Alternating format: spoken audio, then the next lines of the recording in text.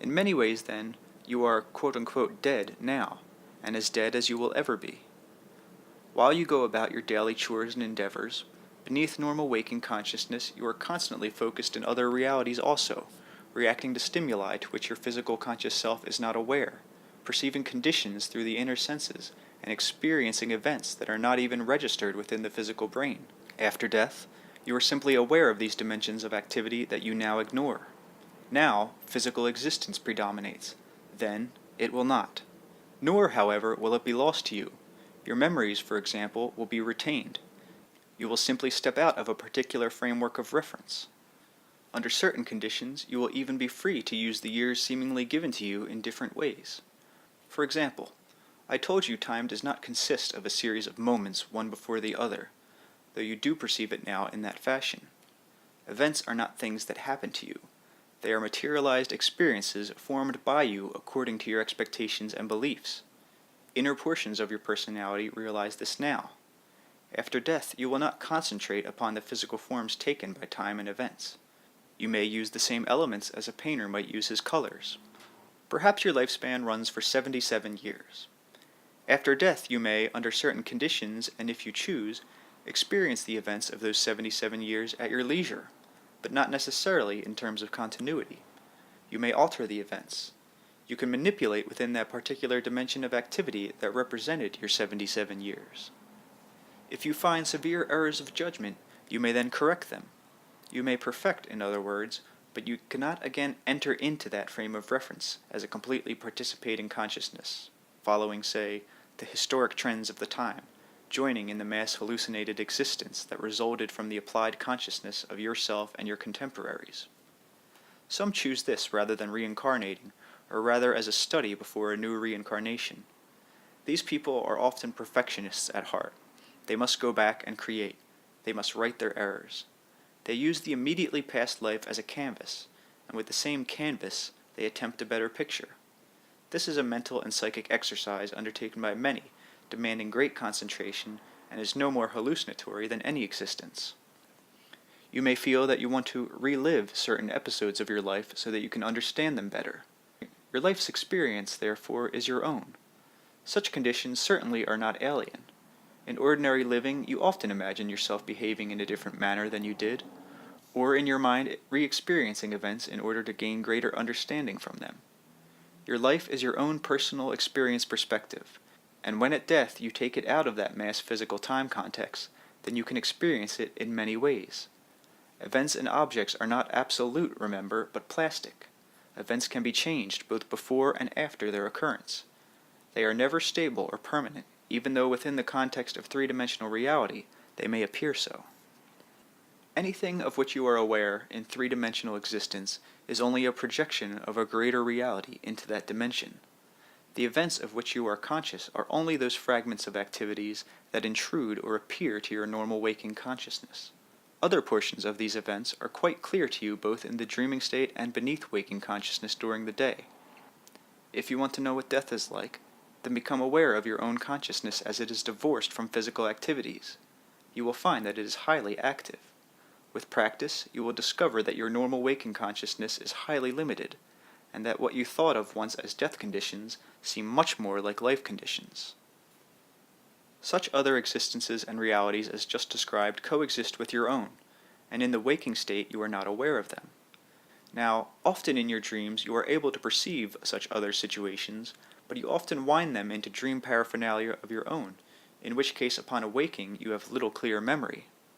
In the same way, in the midst of life, you dwell with so-called ghosts and apparitions, and for that matter, you yourselves appear as apparitions to others, particularly when you send strong thought forms of yourself from the sleep state, or even when unconsciously you travel out of your physical body. There are obviously as many kinds of ghosts and apparitions as there are people. They are as alert or unalert to their situation as you are to your own. They are not fully focused in physical reality, however, either in personality or in form, and this is their main distinction. Some apparitions are thought forms sent by survival personalities out of lingering deep anxiety. They portray the same compulsive type behavior that can be seen in many instances in your ordinary experience. The same mechanism that causes a disturbed woman, say, to perform repetitive actions such as constant washing and rewashing of hands, also causes a particular kind of apparition to return time and time again to one place. In such cases, the behavior is often composed of repetitive action. For various reasons, such a personality has not learned to assimilate its own experience. The characteristics of such apparitions follow those of a disturbed personality, with some exceptions, however. The whole consciousness is not present. The personality itself seems to be having a nightmare or a series of recurring dreams, during which it returns to the physical environment. The personality itself is safe and sound, but certain portions of it work out unresolved problems and discharge energy in such a fashion. They are in themselves quite harmless. Only your interpretations of their actions can cause difficulties. Now, in the middle of life conditions, you also appear on occasion as ghosts in other levels of reality, where your pseudo-appearance causes some comment and is the ground for many myths, and you are not even aware of this. Now, I am speaking generally.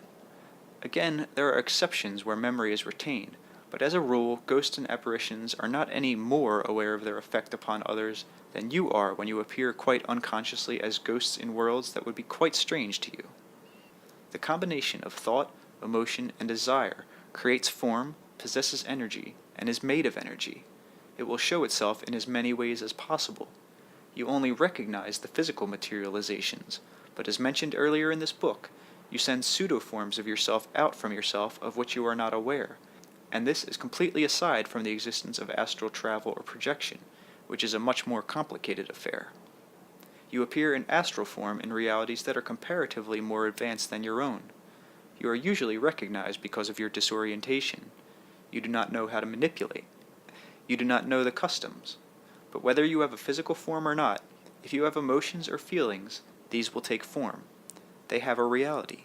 If you think strongly of an object, somewhere it will appear.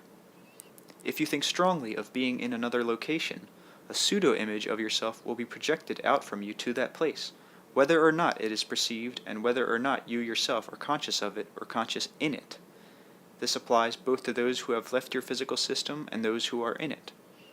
All of these forms are called secondary constructions, for as a rule, full consciousness of the personality is not in them. They are automatic projections. Now, in primary constructions, a consciousness, usually fully aware and alert, adopts a form, not his quote-unquote native one, and consciously projects it, often into another level of reality. Even this is a rather complicated endeavor, and one seldom used for purposes of communication. There are other, much easier methods. I have explained to some degree the way images are constructed out of an available field of energy. You perceive only your own constructions. If a quote-unquote ghost wants to contact you, therefore, he can do so through telepathy, and you can yourself construct the corresponding image if you desire.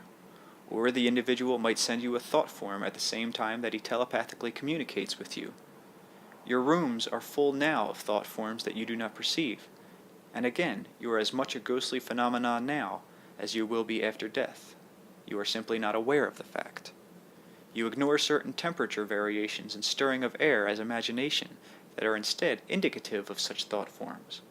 You thrust into the background telepathic communications that often accompany such forms, and you turn aside from all clues that other realities exist quite validly with your own, and that in the midst of one existence you are surrounded by intangible but valid evidence. The very words, life and death, serve to limit your understanding, to set up barriers where none intrinsically exist. Some dead friends and relatives do visit you, projecting from their own level of reality into yours, but you cannot as a rule perceive their forms. They are not more ghostly or quote-unquote dead, however, than you are when you project into their reality, as you do from the sleep state. As a rule, however, they can perceive you on those occasions. What you often forget is that such individuals are in various stages of development. Some have stronger connections to the physical system than others. The length of time an individual has been dead in your terms has little to do with whether or not you will be visited, but rather the intensity of the relationship. As mentioned earlier, however, in the sleep state you may help recently dead persons, complete strangers, to acclimate to after-death conditions, even though this knowledge is not available to you in the morning. So others, strangers, may communicate with you when you are sleeping, and even guide you through various periods of your life. It is not a simple matter to explain life conditions as you know them, So it is extremely difficult to discuss the complexities of which you are not aware. The main point I want to make in this chapter is that you are already familiar with all the conditions you will meet after death, and you can become consciously aware of these to some extent. End of chapter.